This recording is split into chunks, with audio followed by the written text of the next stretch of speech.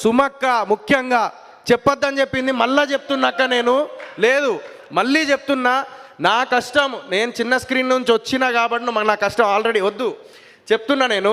So నేను చెప్పగానే లేదురా నువ్వు ఎందుకు టెన్షన్ పడుతున్నావు, ఆల్రెడీ మొత్తం రూపాయికి ఇది అవుతున్నావు అని చెప్పేసి, లేదు నేను చెప్తా, నన్ను చెప్ప, నీకు దండం పెడతా నీ కాలు మొక్తావు.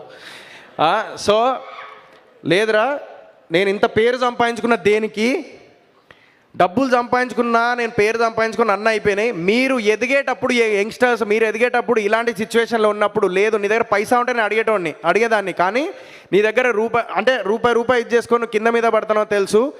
ఇంత పేరు సంపాదించుకున్నది మీలాంటి నా కొడుకుని నేను ప్రమోషన్ చేసేటప్పుడు ఎంత ఇబ్బంది పడ్డానో నాకు తెలుసు. అలాంటి ఇబ్బంది నువ్వు పడుతున్నావు, ఇప్పుడు నేను వస్తున్నా నీ ప్రీ రిలీజ్ ఈవెంట్కి ఫ్రీగా అని చెప్పేసి వచ్చింది.